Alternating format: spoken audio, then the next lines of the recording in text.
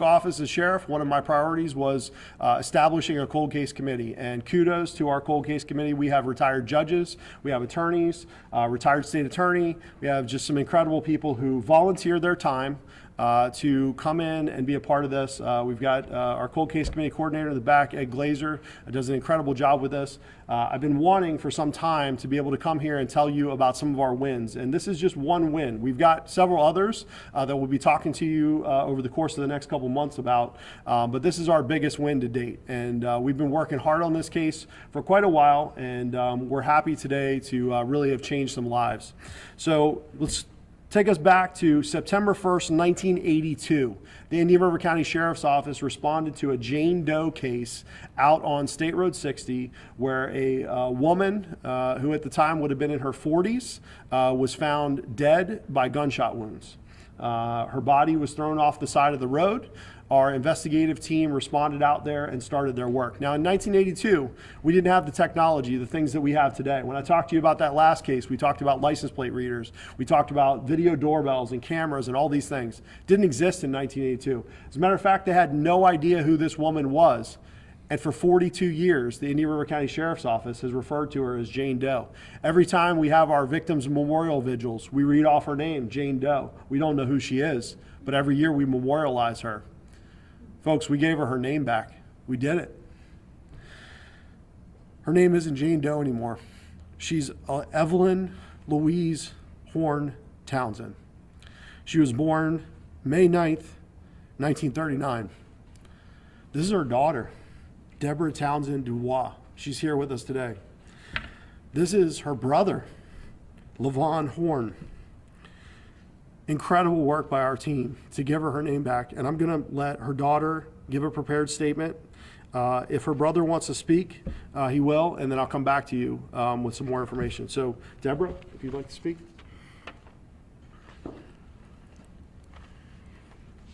Good afternoon. My name is Deborah Townsend Dubois, and I am the daughter of Evelyn Lois Horn Townsend. Shocked and stunned is an understatement for myself and my family. My mother disappeared just 1 month after I turned 18 years old. This year I will be 60. From the day that her body was found to the day I found out this woman could possibly be my mother, 15,079 days have passed with her on my mind. Never forgotten. It would be another 77 days until we knew for sure that it was in fact my mom. For 41 days and 41 birthdays, I have wondered where my mother was. Was she okay? Was she dead or alive? Would I ever find out before my own death? On Thursday, the 29th of February at 7:47 a.m., I found out. What a horrible way for her last day on earth to end. I want to thank all the people over the years who tried to find out who this unknown woman was. The woman who would come to be known as my mother. In the past 2 months, I have read and watched everything I could possibly find online in this case.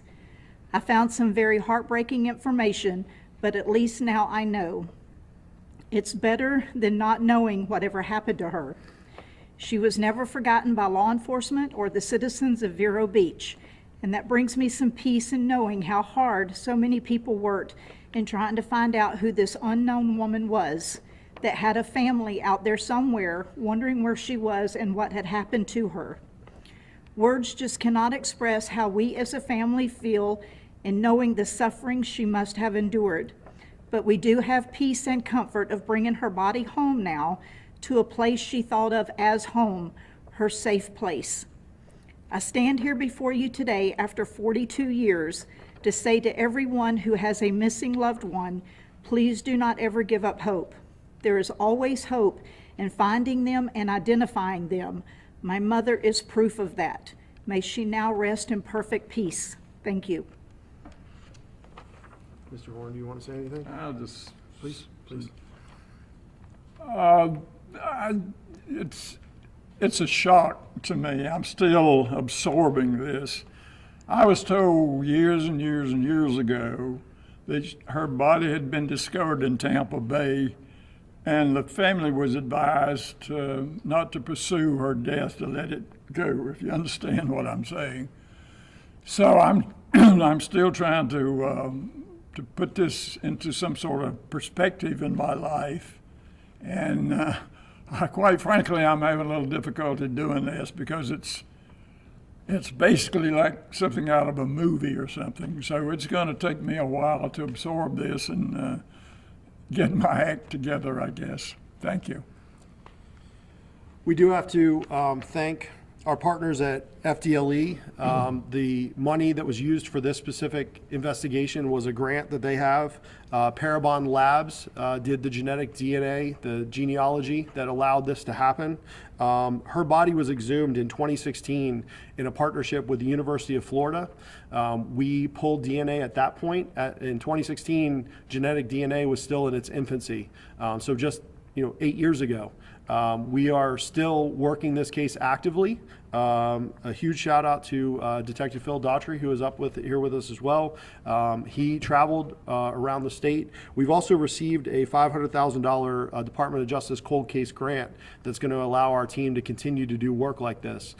So now our team is working a homicide. It's a 1982 homicide. We know that our Jane Doe, Evelyn Louise Horn Townsend, she was involved in some drugs and some drug activity at the time.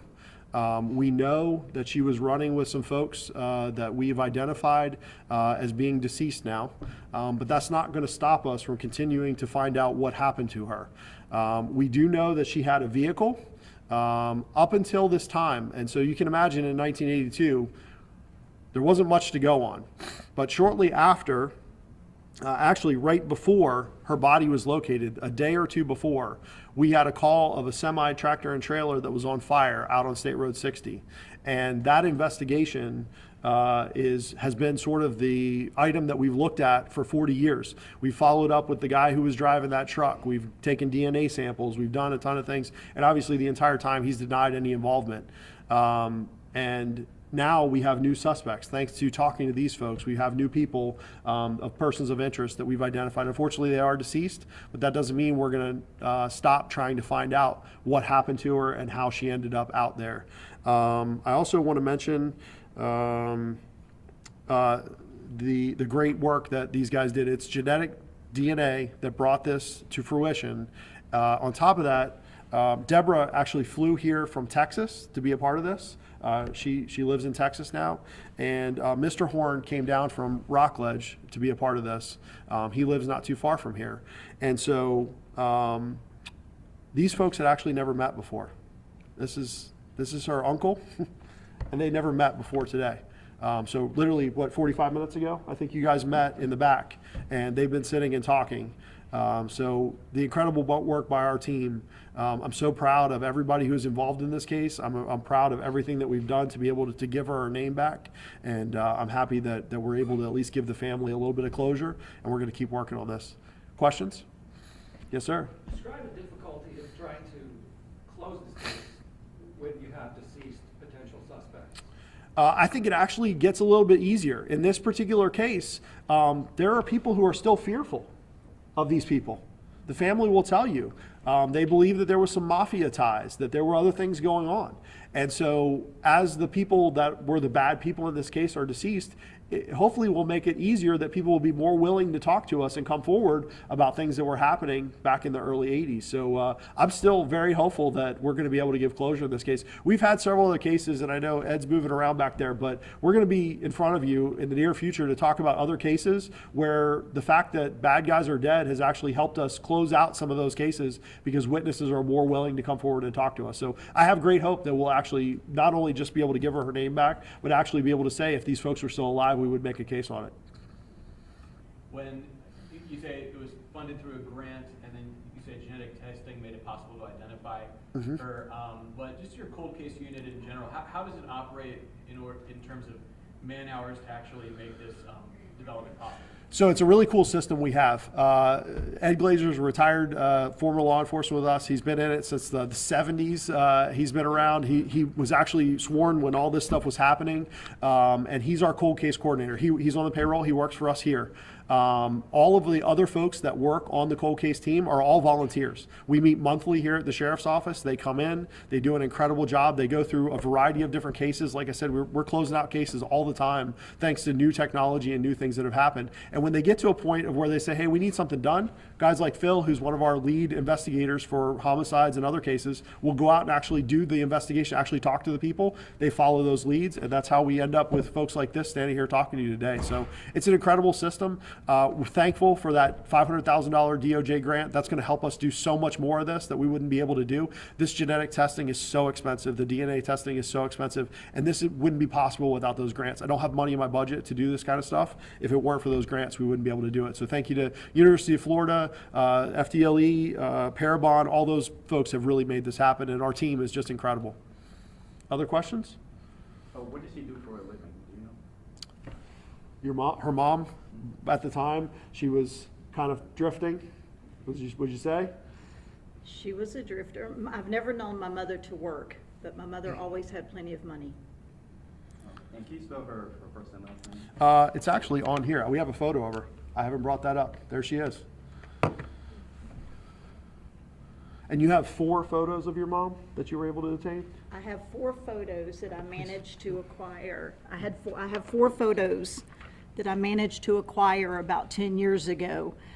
They were sent to me through Facebook Messenger. Those photos today are a prized treasure of mine. And Deborah, your last name is Townsend? My maiden name is Townsend. My married name is DuBois. And could you spell your first and last name for us? DebraDubois.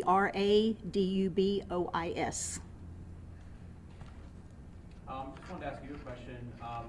We appreciate you sharing your statement, but just when you reflect on the efforts of the sheriff's office to make this possible, what feelings do you have, and what is your reaction to this development? To be honest with you, I didn't think my mother's body would ever be recovered. I knew that there was probably a body. I figured she was deceased. Did I think they would ever find her? No. And actually, I spoke to the medical examiner the other day, and her words to me that it was a miracle that these detectives found who my mother was. So I'm very, very grateful to know that at 60 years old, I can finally put this to bed, pretty much. Every single time, all these years, every single time a body was found anywhere in the country, I wondered, was it my mom? I've always been glued to the TV. I've always been glued to detective shows.